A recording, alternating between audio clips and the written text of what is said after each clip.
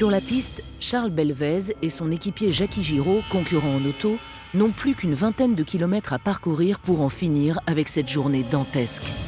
On roule, on prend notre rythme, on voit l'hélicoptère qui est posé et en se rapprochant, l'hélicoptère décolle. Il se met au-dessus de nous et il nous suit. On voit son phare qui balaye un peu de temps en temps le toit de la voiture ou sur les à côté.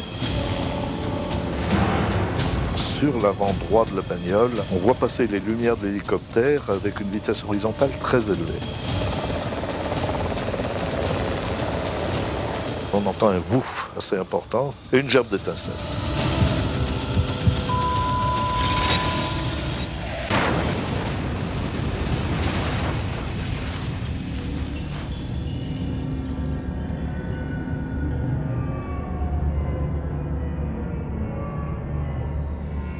On a vu un grand éclair dans le ciel, on a entendu un grand bruit et même mon copilote m'a dit mais il doit y avoir un orage ici, mais à cette époque-là c'était pas possible.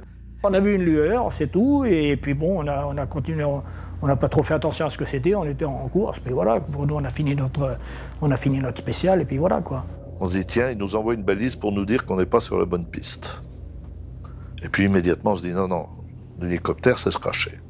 On s'arrête, on fait demi-tour et on va sur le lieu où il s'est craché. Dans les phares, on voit tous ces débris d'hélicoptère au sol. On s'arrête, on descend, on veut aller à pied. En s'approchant de l'hélicoptère, réellement, il y avait une odeur de kérosène où je vous assure qu'on s'est dit ça va nous péter la gueule. Et là, avec Jackie, on s'est regardé, on dit qu'est-ce qu'on fait ? On n'a rien dans la voiture pour venir en aide médicalement en quoi que ce soit. Rien. On décide d'aller vite à l'arrivée, chercher du secours.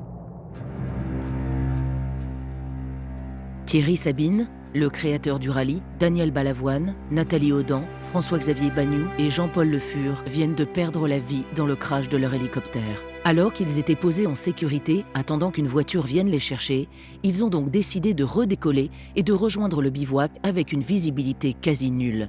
Pour quelles raisons ont-ils pris de tels risques ? Personne ne le saura jamais.